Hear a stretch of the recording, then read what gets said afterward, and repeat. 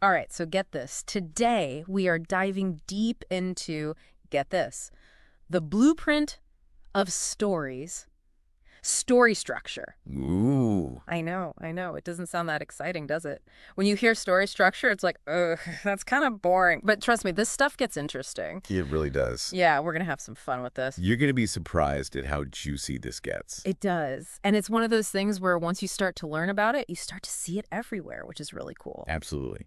Yeah, like when you learn a new word and then you see it everywhere all of a sudden. Yeah. You're going to start seeing story structure everywhere, whether you're watching a movie, reading a book, even just listening to like a friend tell a story. Yeah, You're exactly. going to start noticing these patterns. He's like, oh, I see what you did there. And to help us on this deep dive, we have excerpts from Masterclass, Wikipedia, and Studio Binder. 3 fantastic sources. They are great sources, all about story structure. And to kind of set the stage, right? Like, what are we even talking about when we say story structure? Yeah, it's a great question because it can seem kind of technical, you know. When you think structure, you think of like a building or a bridge.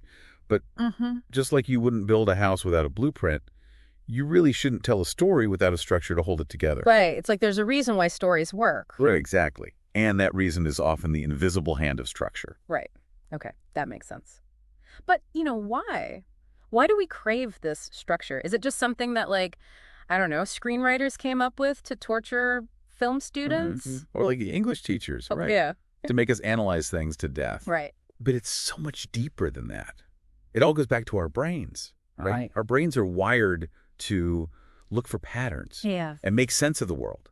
And stories, they help us do that. They help us understand ourselves. Right. And the Wikipedia article that points this out and says that story structure, it helps our brains organize information. And that makes it easier to follow what's going on. It makes it more enjoyable. And it also makes it easier to remember. So it's not just about keeping things neat and tidy. It's literally how our brains are wired Exactly. to engage with a good story. And not just stories. Even think about like a good speech or a presentation. Have you ever noticed that the really good ones have a structure to them? They have a beginning, a middle, and an end. And it's not just random information. There's a flow to it. So what we're really talking about here is the underlying framework. That makes any narrative, whether it's a movie or a joke, or even a persuasive argument, click with an audience. Exactly. And to put it simply, right, story structure. It's the arrangement of events in a story. It's the development of the characters, the rise and fall of tension. It's, like I said, that invisible hand that guides you through the entire experience. Okay, so our brains are hardwired to crave structure in storytelling. But it's not like there's just one way to structure a story. Not at all. There are tons of different approaches, each with its own strengths and flavors. Flavors, I like that. So different types of stories, different structures. Give me some examples. Okay, picture this. A story that unfolds in a straight line, like a timeline from point A to point B. Yeah. Everything happens in order. That's what we call linear storytelling. Ah, like The Lord of the Rings. You journey with Frodo to Mordor, and the story progresses in a clear chronological order. No jumping around, no confusing timelines. Precisely. Now imagine a story that zigs and zags through time. It's like a puzzle, jumping between the past, present, maybe even the future. That's nonlinear storytelling. Ooh, you're talking about movies like Memento, right? Where the story unfolds in reverse, keeping you guessing until the very end. Exactly. And that's the beauty of nonlinear storytelling. It keeps you on the edge of your seat because you're piecing things together alongside the characters. But let's not forget about a true classic, the 3-act structure. Oh yeah, the 3-act structure, it's everywhere. It's the bread and butter of storytelling, and for good reason. Our masterclass source explains it perfectly. Act 1, you set the stage. Introduce your characters, their world, and hint at the conflicts to come. It's all about that setup. Exactly. Then we slam into Act 2. The stakes rise, conflicts bubble over, and things get, well, a little messy. The tension is building. You're on the edge of your seat, wondering what's going to happen next. And that brings us to Act 3, the grand finale. All those threads we've been weaving together, they finally intertwine. We get the climax, the resolution, and that moment of closure. Think about your favorite action flicks. Die Hard, The Terminator. Will the hero save the day? Will they stop the ticking time bomb? That's the 3-act structure at play, keeping us hooked. And speaking of classic structures, we have to talk about the hero's journey. Ah, yes. This one's as old as time itself. So what makes it so special? Picture this. An ordinary person, living an ordinary life, gets called upon for something extraordinary. They face trials, stumble, learn, and ultimately become something more. Think Luke Skywalker, Neo from The Matrix. Or even Simba from The Lion King? Precisely. The "What is story structure?" Yeah. article points out Slumdog Millionaire. See? This structure's timeless. It's like no matter how different the stories seem on the surface, they all tap into that universal desire for growth and transformation. We see ourselves in these heroes. And that's the power of the hero's journey. It resonates on a deep human level. But hey, not every story needs to be an epic saga, right? Sometimes you just need a framework that's elegant, simple, streamlined. Okay, I'm intrigued. Tell me more about this streamlined approach. Have you heard of Dan Harmon's story circle? Story circle? Rings a bell. It takes the core elements of a story, a character with a need, and breaks them down into 8 clear steps. It's deceptively simple, yet incredibly versatile. You can use it for novels, screenplays, even crafting a killer presentation. 8 steps to storytelling success. Sounds almost too good to be true. But it works, because at its core, the story circle understands what truly captivates an audience.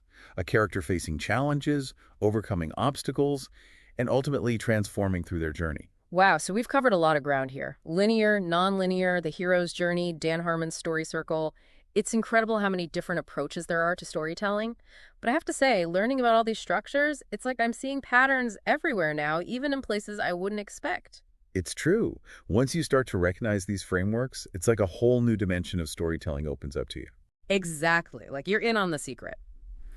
But are there any other, let's say, less conventional structures out there, like storytelling approaches that might not be as familiar, but are just as impactful? You're speaking my language. Let's venture off the beaten path a bit and explore something called Kishitenketsu. Okay, Kishitenketsu. I'll admit, that one's new to me. Break it down. What is that? So Kishitenketsu, it's a mouthful, I know. Mm-hmm. It originates from a completely different storytelling tradition than what we're used to in Western cultures. Mm-hmm. Think Chinese, Korean, and Japanese narratives. And our trusty Wikipedia source explains that it's all about creating a sense of gradual development and a shift of perspective, rather than that big, dramatic climax we often see in Western storytelling. Interesting. So it's a different flavor of storytelling altogether. Exactly. Well, the 3-act structure we talked about earlier is all about building towards that explosive climax. Kishikitsu is more about those subtle shifts in understanding, those moments where the characters and even the audience start to see things in a new light. So how would that actually play out in a story? Give me an example. Okay, imagine a story with 4 parts. The first 3 parts are all about setting the scene. You meet the characters, you learn about their world, and you get a sense of the overall mood or theme of the story. Then, in the 4th part, there's a turn. But it's not necessarily a huge dramatic twist. It's more like a shift in perspective that recontextualizes everything that came before it. It's about that quiet revelation, that subtle shift in understanding that can be just as powerful as any action-packed climax. Okay, so instead of a big bang, it's more like a ripple effect, like those aha moments that sneak up on you. Exactly. Yeah. And while it might not be as prevalent in Western storytelling, you definitely see elements of Kishinketsu popping up in films like Lost in Translation, or even some of the more contemplative works of directors like Yasujiro Ozu. Fascinating. It just goes to show that there's always more to learn and explore, even when it comes to something as familiar as storytelling. But before we get too lost in the nuances of these different structures, are there any other fundamental elements that we should touch on, like those building blocks that are essential to any good story, regardless of the specific structure it follows? Absolutely. No matter what path your story takes, there are a few key ingredients you'll almost always find: setting, character arcs, and plot points. These are the foundational pieces that work together to create a truly compelling and memorable narrative. It's interesting you mentioned setting. I never really considered it as being that crucial, but now that I think about it, it totally makes sense. The right setting can really elevate a story, wouldn't you say? Oh, absolutely. The setting is like the stage upon which your story unfolds. It can add depth, texture, and even symbolic meaning to your narrative. Yeah. Take Forrest Gump, for example, a film we've mentioned before.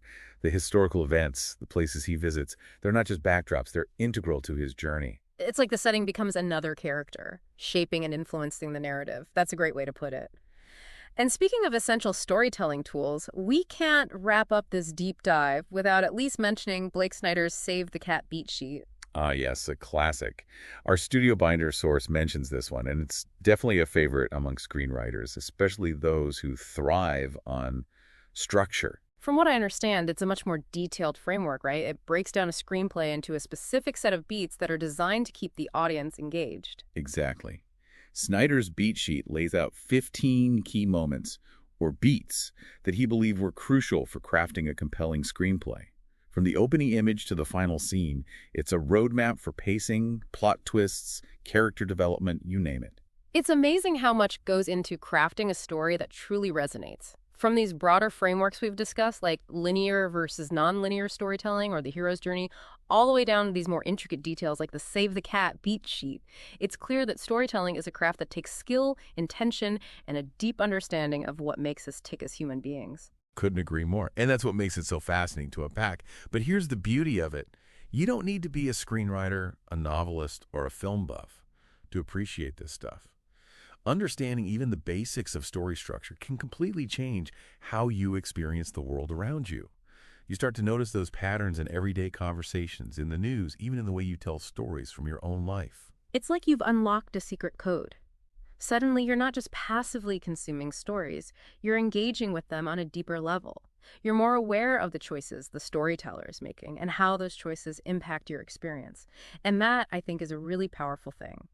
So, the next time you're engrossed in a movie or swept away by a book or even just listening to a friend tell a captivating story, take a moment to appreciate the invisible hand of story structure guiding your experience. It's like a secret handshake with the storyteller, and it can make the entire journey that much more rewarding. Well said.